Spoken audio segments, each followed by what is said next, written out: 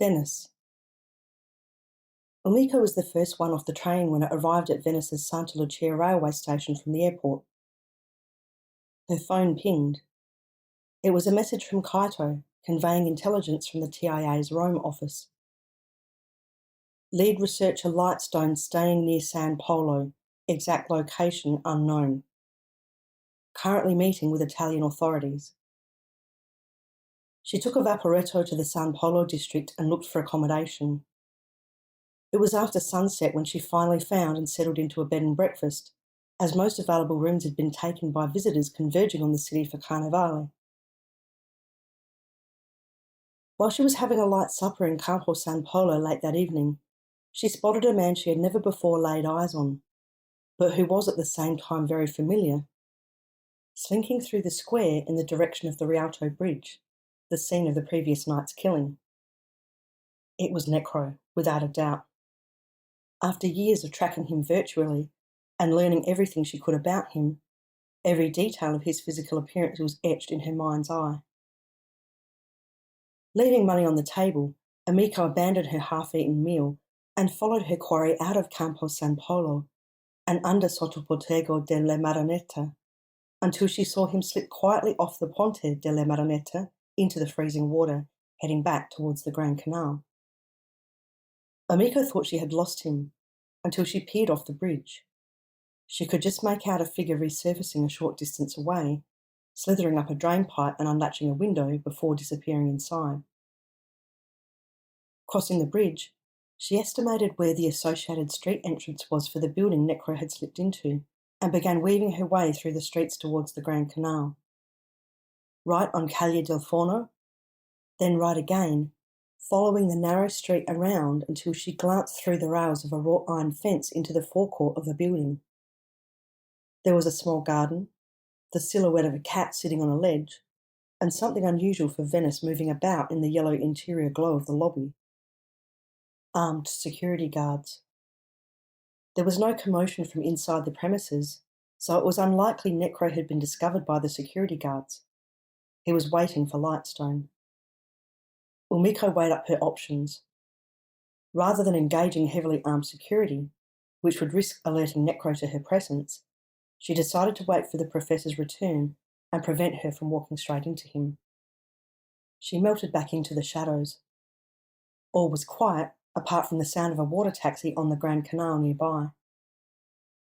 10 minutes went by. Her phone was on silent but buzzed in her pocket. Kaito. Lightstone has returned to her accommodation. Umiko's mouth opened slightly. How was that possible? No one had arrived or left. No one had arrived or left via the street entrance. She glanced to her left and followed the path down to the water at the canal's edge. Peering to the right, she saw a small dock and a water taxi further up the Grand Canal, heading away from the dock towards the Rialto Bridge. Damn it! Necro had swiftly discovered where Lightstone's team was staying in San Polo.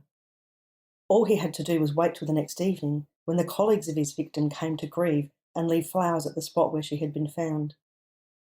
In their distracted state, it was very easy for him to tail them back to their accommodation without being seen. He was hours away from securing the leverage to demand a superconductor from the Terrans. With what he would soon have to offer, they would fall over themselves to make a deal. The research team were in a series of apartments right on the Grand Canal, with many of the rooms featuring windows that opened onto a smaller waterway leading off the Grand Canal. Instead of attempting to get past a number of security guards and cameras that had been put in place to protect the team, he had determined that it would be easier to swim up the side canal in the dark and climb up through the window. A quick search of Lightstone's apartment unearthed nothing. Finding the safe empty, Necro concluded she must have the material for the press conference on her person. It was just before midnight as he lay in wait for Professor Lillian Lightstone to return. A key turned in the lock, and Lillian Lightstone flicked an entry light on. Her face was drawn. She had spent the day liaising with the Venetian authorities, the media, calling the young woman's family, consoling her team, and shoring up security arrangements.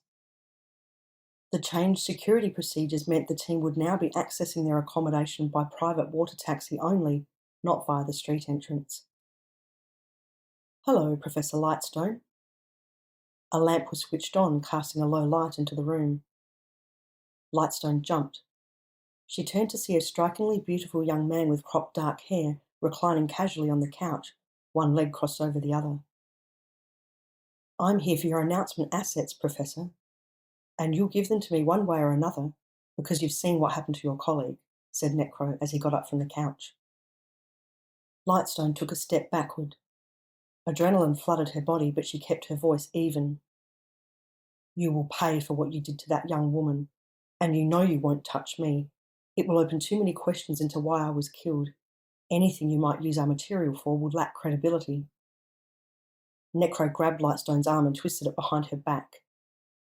"Give it to me, now. You must have it with you for tomorrow's press conference." "The press conference has been delayed because of the murder you committed," seethed Lightstone. Caught in Necro's grip, she glanced across the room to see that the safe had already been opened. Necro's hands began to frisk her, searching for an electronic storage device. Jacket pockets, pant pockets. Lightstone struggled, but Necro was too strong and held her fast. He pulled aside her shirt and put his hand inside the professor's bra, finding a custom-made memory stick inside a specially sewn pocket in her left cup. One end of the stick held a tiny capsule enclosed in a clear case. He released Lightstone, whose face was blazing with anger and humiliation. He turned the stick over and over in his hand. "So, just out of curiosity, what was your announcement going to be?" "Before we tell the world what the announcement is," said Necro, as he tucked the stick and its capsule into a waterproof pouch and stuffed it inside his jacket pocket. Lightstone glared at him. She undertook some quick mental calculations. If she shouted for help, Necro could well make her his next target for the Narrator kiss, and in less time than it would take security to run up the stairs. Since he already had the memory stick and capsule, she decided to tell him, partly as a way of stalling him, but also to see if she could learn anything about his next move from his response. Throughout much of human history, people have struggled to survive. But now there are 8 billion of us, with a quarter of that population enjoying a material standard of living most people who've ever lived could not have dreamed of, and many more aspiring to the same life. Yet our indicators for human consumption and ongoing ability of Earth to support this tell us it's not possible even now, let alone into the future. Necro nodded. "The Terran conundrum. What a pity for you all that most of this planet is not land, but sea." Lightstone continued. "The same genetic traits that have been assets in our evolutionary success, including expanding into every available biological niche and becoming the biggest consumers of resources in Earth's history, have become a dangerous liability and now threaten our survival." "Nautilans would agree. Terrans have become a pest species," said Necro. Lightstone ignored Necro's jibes. "Yet, though the evidence of our detrimental activity is all around us, we cannot seem to find the off switch for this evolutionary momentum. In short, the Rapa Nui gene is real. We have identified it. We have a genetic predisposition to bring about our own demise as a species," said Lightstone. Necro's eyebrows rose. "Genes, however, are only one factor, a tendency that will play out in the absence of cultural inhibitors to behaviours. Since we can't seem to develop such inhibitors, and don't have an inbuilt switch that trips when we reach sufficiency, we need to edit our genes. The complementary part of the research is that we are capable of overriding our genetic predisposition with our gene editing technology and process, and this is the critical part of the findings," Lightstone continued. "We have developed a way to edit the Rapa Nui gene using cutting-edge nanotechnology, which makes it safer, more accurate, and possible to scale deployment of a process that will switch off the gene in human DNA. It is also germline gene therapy, which means this change will be passed on to subsequent generations." "You surprise me, Professor. All the rumours and speculation I was hearing was that there would be an announcement of some type of geoengineering technology," said Necro. The Terrans had been talking for some time about everything from sun shields in space to developing artificial leaves to building walls under ice shelves to stop them melting. Our Rapa Nui gene is what is driving our current forms of destructive geoengineering, said Lightstone. You could think of this as a form of geoengineering, in that it is a process that changes the geoengineers themselves. And so, when I take these discoveries to my contacts in the climate denier mass media, as you call it, they will tell the world the truth. Just not the whole truth, said Necro. The Nautilus plan dawned on Lightstone, and she saw Necro smile at the realisation on her face. This is one of the biggest announcements in your field since the sequencing of the human genome was completed in 2000, said Necro. We'll have the attention of the world, and we're going to tell the human race that the gene has been identified, which shows their civilization is destined to collapse, like so many other examples of civilization through history. But we're just going to tweak the truth about rewriting their genetic programming. We might even use the word eugenics. That should turn people against the idea of editing. You bastard, spat Lightstone. This is nothing of the kind. We have the proof to show otherwise, and I will be personally live edited during our press announcement. What is that Terran saying, Professor? A lie can get halfway around the world before the truth has its pants on. The retraction, the clarification, never gets the same focus as the first headline.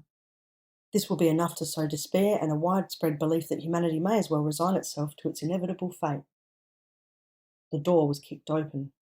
Put your hands behind your head now! The slight frame of Omiko Satoshi was backlit in the doorway. Her gun was drawn and pointed at Necro. Close behind her was a black-clad security guard, his gun raised. Momentarily, everything stopped. Then Necro bolted across the room to the open window. Without looking back, he dove from the ledge into the canal.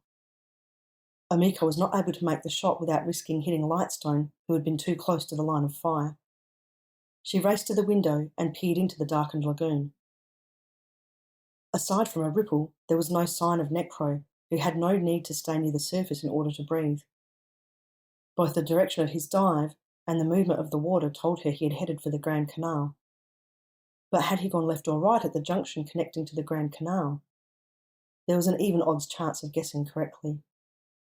Omiko cursed in Japanese as she reholstered her firearm. Lillian Lightstone slid to the floor. Omiko turned and darted over to the professor. Are you all right, Mum? She asked, putting her hand on the professor's shoulder. Lightstone let out a long breath. I'm all right physically, she said, but he's just stolen technology and years' worth of research that is of vital importance.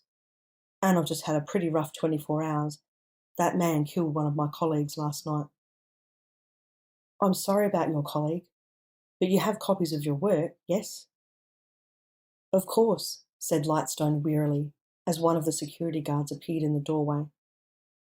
But due to the security risk, it needs to be brought from a place far from here, and the announcement has to be made before Necro releases the information in an unintended way. Within the next day, it will be announced to the world, but not by those who did the work. It will be misused and misrepresented by that thief in collusion with certain powerful influences in broadcast media. Omiko frowned. I don't understand. Selective release of the findings will undermine efforts to tackle climate change, which puts at risk billions of dollars in infrastructure from sea level rise, will exacerbate mass loss of species, lead to spikes in deaths from both pandemics and everyday illnesses, and reduce our capacity to produce food, among other critical concerns. He is much more dangerous than even that, Professor, said Omiko. I'm sorry, I don't have time to explain right now. Omiko turned to the armed security guards, who had led her up to the room when she had approached them and shown them a badge identifying her as an officer of Japan's Public Security Intelligence Agency, and who had now come to investigate the altercation. Switching to Italian, she instructed the guards to look after the professor before disappearing down the stairs and out into the labyrinth of the Venetian night.